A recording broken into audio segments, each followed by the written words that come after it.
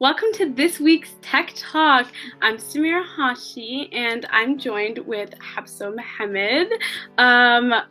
Habso, could you tell us a little bit about yourself? Well, thank you for having me. I grew up in St. Cloud. Prior to me coming to St. Cloud, we actually lived in Fargo when we first came to America, and then before that, we were in Kenya in the refugee camp, which is where I was born. And I went to elementary school here, middle school, went to Talahi. Shout out to Talahi.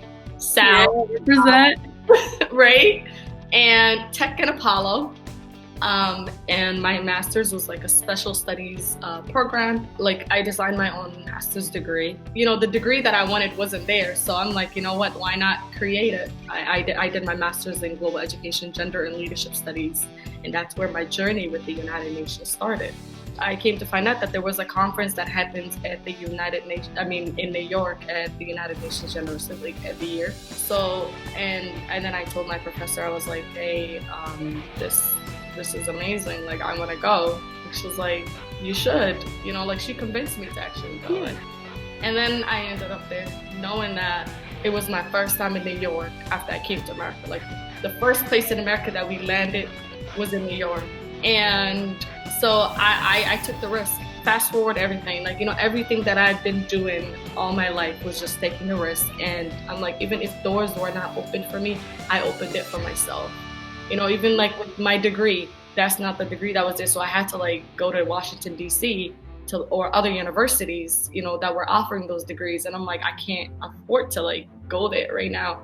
So that's another message that I really want to share with, all kids from all over the world, youth, children.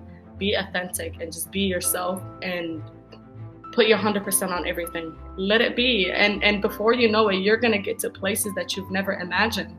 That's just a little bit of myself. And then right now I'm a permanent sub at Tech High School, and I'm working on my principal license, and I have published a children's book, and then I have my second one coming in 2 weeks.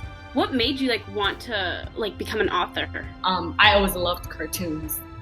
That's how I learned my English. The one thing I would always watch was Arthur and Barney and all of the above, any cartoon you can think of, And then I thought about what, we do need representation. And just going back to what I said in the beginning, if there's no opportunities that are out there for you, or you don't see be that person. I was not seeing a lot of representation in literature, so I'm I wanted to create that. And also Muslim characters, Muslim Black characters.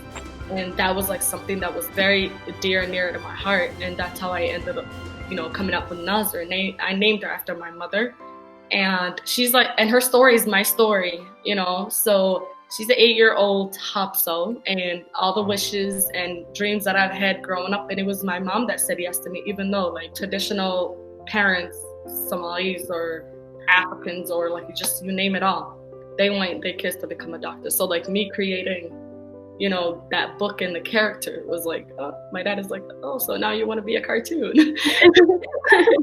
And then for my second book, there's not a single book that really talks about equity in education from from a refugee immigrant standpoint, that are sharing their firsthand experiences. As not only for me is I'm not only an educator right now, but I was a student in the system. And I'm you know what, sometimes it's very important that our voice are in these literature books, and that our kids can really be seen and heard, and that's the title of my second book, Unseen, Unheard, and Misunderstood. At the UN, what was your role there? So I had multiple different roles. I'm in the executive board for UNESCO Center for Peace. My first position with the UN was as a Decade of Women Fellow, and I was working with Fifth Element, representing women and children across the world, and especially in refugee camps. And then I also had a position as a researcher, right, where I would research about different topics that talked about the importance of investing in women and how that can end global hunger and food security. There were broad different topics that I would cover, and and address it to the world leaders and CEOs and all these different people, and so that they could see like, and find ways to like, invest in these organizations. And, when you invest in refugees or, displaced people that are constantly, being exploited, like this is the result, I am the result of it. This is the kind of products that we can create, right? And UNHCR is my partner for my book so we partnered up for my book, and then like doing some work with kids in the refugee camp. And recently, like in June, I did a drive like for like, and fundraising for refugee kids to get school supplies during the pandemic, because I mean, now like with all these pandemics going on around the world, like it has created a lot of hardships for a lot of parents and a lot of families. So imagine like those that are living in the refugee camp, that education is not even going to be a priority for them during this time. And I wanted to make sure that kids actually showed up in school. I was able to fundraise for over 150 kids, backpacks and school supplies. Wow. Yeah. That's fantastic. What was your biggest takeaway from working with at your time at the UN? Like, what was the biggest takeaway? I left there as, refugee, and then like going back, I was like, wow, like I feel like so privileged. That's what I've realized, that I'm very privileged to what I have. And I really wanted to make the most out of like, my opportunities. So what I did was, there was a talk that I was doing, and I was in Istanbul, Turkey, and there was like a huge number of, I don't know if you feel like familiar with it, like they're called it tahrib, which is like illegal migrations that have been happening, kids that are, passing through the Mediterranean. It was very alarming for me. I wanted to make sure that I was able to do something. And what I did was I created a company that I named after my grandmother, where I help recruit kids from all over East Africa, Southeast Asia, Somali kids, and refugee kids, East Africans, to come and study in America as an international students. And I'm very proud of that, because now not only are they changing their lives right now, those kids, but they're able to like contribute back to their communities. Yeah. After they graduate, and to their families, and like just it's liberation. And that's why like education is like the most important thing for me. And I want to give that to every child across the board. Oh, okay. So you're an accomplished woman, very accomplished, if I do say so myself. Like, what made you come back to St. Cloud? Like, so that's why I said I realized my privilege when I went back home, and that I was actually living in Africa for 1 year. And then I was like, the reason why I actually came back is to do like my administration license, and to really like empower kids that look like me, that think like, in America right now, like we see so many disparities and so many different things that are happening, but kids don't see the value and the importance of education. They don't see the privilege that they have here, and especially those kids from my own community here in St. Cloud. And I wanted to contribute to the district that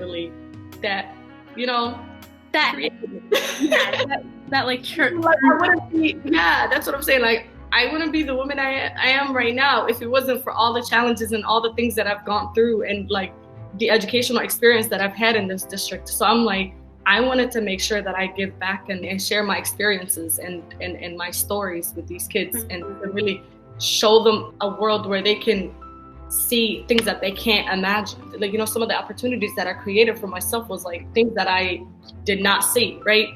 I'm like that. I want to make sure that kids can dream the same thing, that they can dream beyond what they cannot see. So that's why I'm here. Speaking of challenges, what were some like challenges or setbacks that you faced on like in your life, like that led you to this moment? So there were a lot of challenges that I faced. One of the other biggest thing was like dealing with mental health, right? It's a huge taboo and stigma around many cultures, and especially in the Somali culture.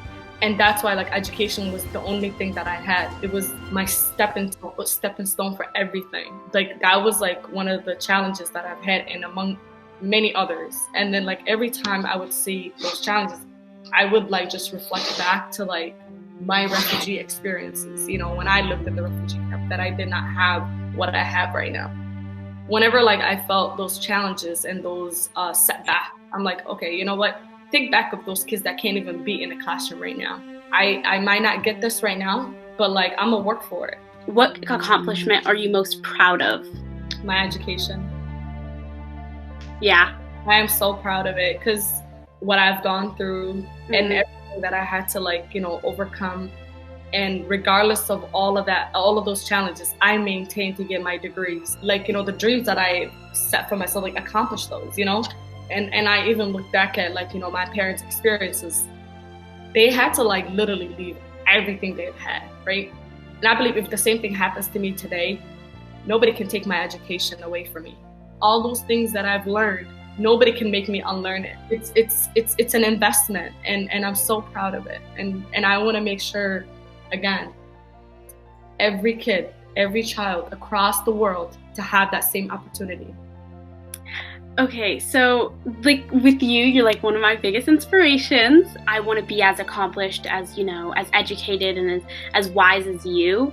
What would be some word of advice to young Muslim Somali girls who are in St. Cloud right now or all over the world? What would be your advice?